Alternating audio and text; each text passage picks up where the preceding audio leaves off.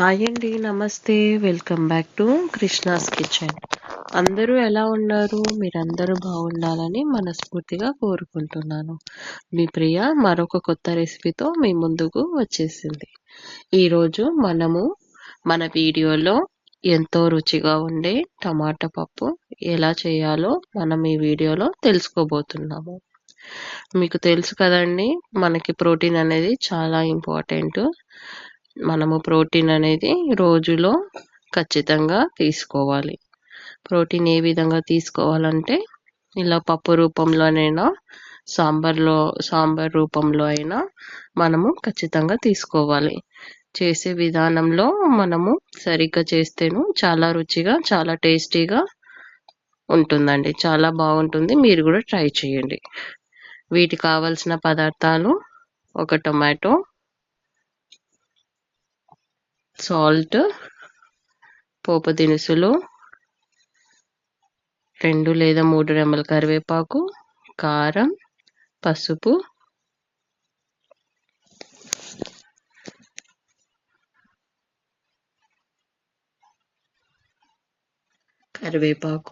చింతపండు, ఆనియన్స్. కరివేపాకు ఎక్కువ తీసుకోవడం వలన ఇంకా టేస్ట్ అనేది వస్తుంది. ఇప్పుడు కడాయిలో మనము 2 కప్పుల పప్పు వేసుకుందామండి. నేను ఇక్కడ చూపించిన విధంగా ఒక గ్లాస్ కప్పుతోని నేను 2 కప్పుల పప్పు వేసుకుంటున్నాను. ఇలా ఈ విధంగా మనము పప్పును కడిగి అందులోకి మనము 2 కప్పుల నీళ్ళు వేసుకోవాలి. ఇలా వేసుకున్న తర్వాత అందులోకి మనము మిగతావి పదార్థాలు అనేవి వేసుకుందాం. ఇప్పుడు ఈ విధంగా నీళ్ళు వేసుకున్న తర్వాత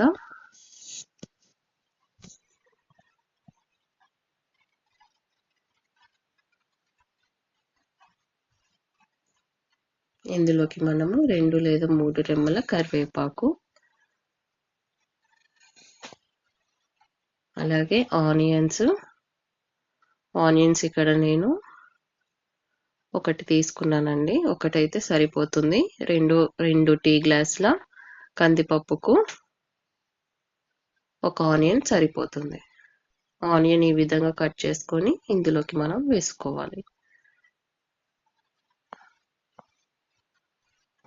అలాగే తగినంత కారం వేసుకోవాలి. అలాగే పసుపు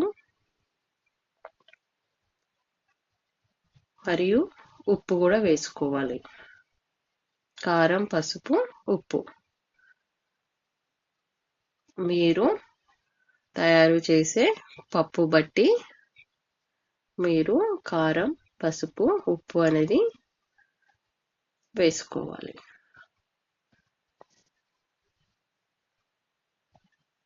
ఇలా వేసుకున్న తర్వాత ఇందులోకి మనము టొమాటో ముక్కలు వేసుకోవాలండి. నేను ఇక్కడ టొమాటోలు 1 తీసుకున్నాను. 1 టొమాటో తీసుకున్నాను నేను. టొమాటో ముక్కలు వేసుకున్న తర్వాత ఇందులోకి మనము 1 టీ స్పూన్ ఆయిల్ వేసుకుందామండి.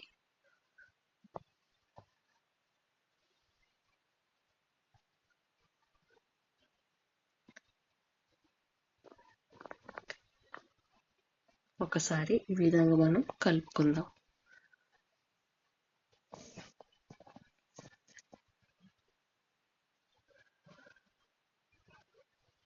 అందులోకి కొంచెం చింతపండు తీసుకొని ఇందులో వేసుకుందామండి.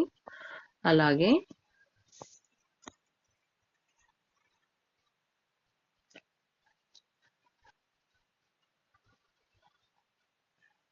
మరి కొంచెం చింతపండు మనము కొంచెం నీళ్ళలో నానబెట్టుకొని పక్కకు పెట్టేసుకుందామండి.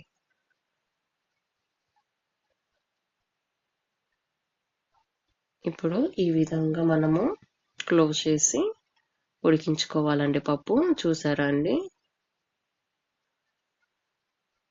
పప్పు కొంచెం వరకు ఉడికింది. ఇంకొన్ని నిమిషాల వరకు పప్పు ఉడకాలండి. పప్పు ఇంకా ఉడికించడానికి కొంచెం టైం పడుతుంది.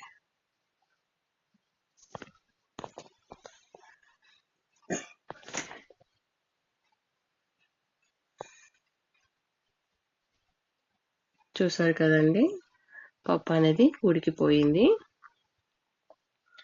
ఈ వీడియోలో చూపించిన విధంగా ఉడికించుకోవాలండి పప్పుని. టమాటో ముక్కలు అలాగే ఆనియన్ ముక్కలు కూడా ఉడికిపోయాయి.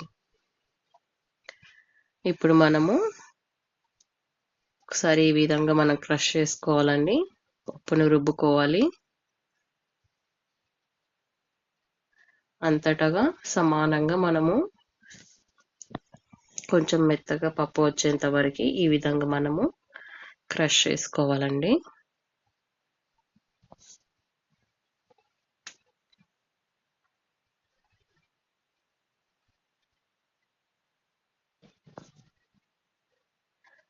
చాలా టేస్టీ ఉంటుందండి, చాలా బాగుంటుంది టొమాటో పప్పు.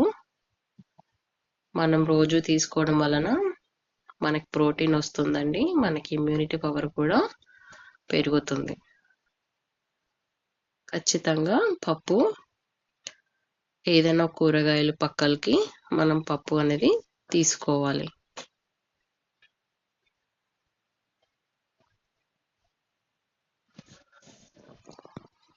చూసారు కదండి, ఈ విధంగా మనము పప్పుని మనం క్రష్ చేసుకోవాలి, రుబ్బుకోవాలి.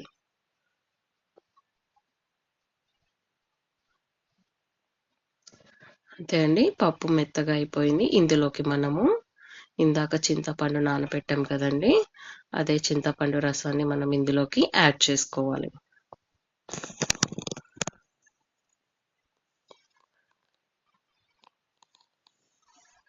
ఇలా ఈ విధంగా కలుపుకోవాలండి.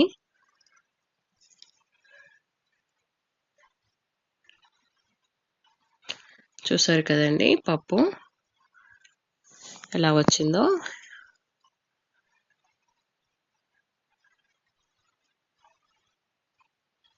ఇందులోకి మనం ఇప్పుడు తగినంత సాల్ట్ వేసుకోవాలండి. నేను ఇక్కడ చింతపండు రసం యాడ్ చేయడం వలన కొంచెం సాల్ట్ అనేది పడుతుందండి, అందువలన నేను కొంచెం సాల్ట్ వేసుకుంటున్నానండి. మరలా ఈ విధంగా కలుపుకోవాలి. తర్వాతకి మనం ప్యాన్ పెట్టేసుకొని స్టవ్ వెలిగించి ప్యాన్ పెట్టుకొని అందులో ఆయిల్ వేసుకొని అందులోకి పోపు దినుసులు వేసుకోవాలండి. జీలకర్ర, కరివేపాకు, ఎండుమిరపకాయలు, ఆవాలు,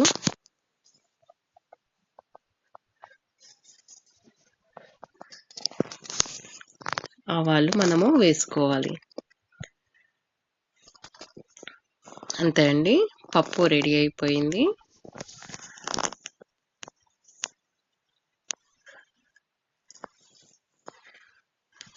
ఇప్పుడు మనం పప్పులోకి మనము వడియాలు వేయించుకుందామండి.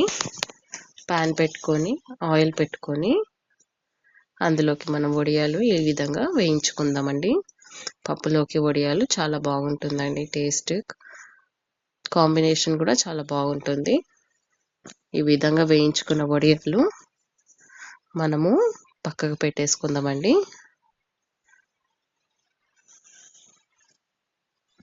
ఇప్పుడు మనము రెడీ అయిన పప్పుని ఈ విధంగా బౌల్లోకి తీసుకొని మనం సర్వింగ్ బౌల్లోకి తీసుకొని సర్వ్ చేసుకుందామండి. అంతే అండి, ఎంతో రుచిగా ఉండే పప్పు టమాటో పప్పు రెడీ అయిపోయిందండి. మీరు కూడా ఈ విధంగా ఒకసారి ట్రై చేయండి, చాలా చాలా టేస్టీగా ఉంటుంది. ఇప్పుడు మనము పప్పుకి కాంబినేషన్గా కొన్ని వడియాలు వేసుకొని తిందామండి. అంతే అండి, మీరు కూడా ఈ రెసిపీస్ మీకు నచ్చితే లైక్ చేయండి, షేర్ చేయండి మరియు సబ్స్క్రైబ్ చేయడం మాత్రం మర్చిపోకండి.